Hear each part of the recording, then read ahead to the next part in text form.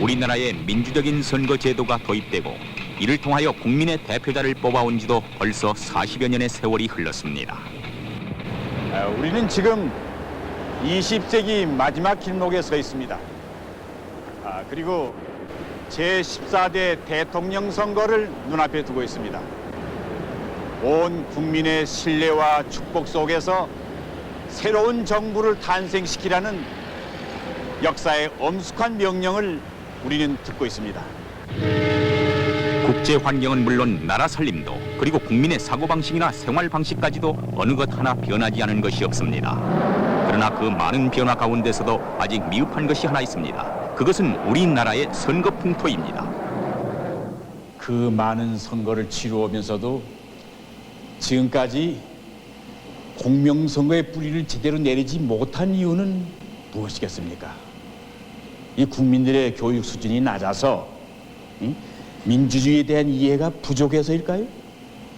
아니면 이 선거제도가 잘못되어서일까요? 그렇지 않습니다.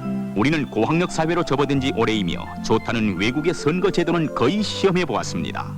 민주주의의 역사와 전통이 짧기 때문이라고 얘기하는 사람도 있습니다. 그러나 마치 선거 전쟁이라고 할 만큼의 극심한 진통과 혼란을 겪으면서 크고 작은 수십 차례 선거를 우리는 경험해 왔습니다. 그런데 그간 우리나라의 선거는 어떠했습니까? 인신공격과 흑색 선전이 난무하고 유언비어가 밑도 끝도 없이 나돌았습니다. 당원 단합대회, 당원 교육 등 그럴듯한 명분을 만들어 유권자들에게 물건을 돌리거나 음식물을 주고 또 선심 관광을 시켰습니다.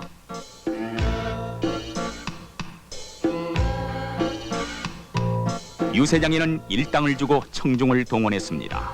심지어 산업 현장에서 일하는 근로자들마저 선거운동원으로 박수부대 등으로 빠져나가 가뜩이나 어려운 제조업체의 인력난을 가중시켰습니다. 정당은 선거법을 지키는 가운데 정견 정책 중심의 건전한 선거운동을 하는 자세가 무엇보다 중요하다고 봅니다. 그러면 선거는 혼탁해질 리도 없을 것입니다. 21세기를 불과 7년여 앞둔 지금 우린 또다시 대통령 선거를 치르게 됩니다. 희망과 부푼 기대로 다음 세기를 준비할 가장 중요한 시기에 국정을 책임질 대통령을 뽑게 됩니다. 그런데 우리가 직면해 있는 국내외의 현실은 더 이상 지난날과 같은 불법 타락 선거를 용납하지 않고 있습니다. 어느 것 하나 쉽게 해결할 수 없는 벅찬 도전과 난제들이 계속 밀려오는데 또다시 불법 타락 선거로 사회 전체가 혼란과 무질서를 반복하게 된다면 이 나라의 장래는 어떻게 될까요? 세계는 숨가쁘게 변하고 있습니다. 공산주의 종주국 소련이 무너졌습니다. 동구권도 무너졌습니다. 잠자고 있던 중국도 경제개혁의 기치를 높이 들고 무섭게 뛰기 시작했습니다. 날로 높아지는 무역 장벽, 우리의 수출 시장을 잠식해 들어오는 신흥공업 국가들. 그러니 우리는 여기서 머뭇거릴 수는 없습니다. 다시 뛰어야 합니다. 만일 이번 선거가 또다시 불법과 타락 선거로 얼룩진다면 우리에게는 민주주의도 경제 제도약도 희망찬 21세기도 허황된 구호에 불과할 것입니다.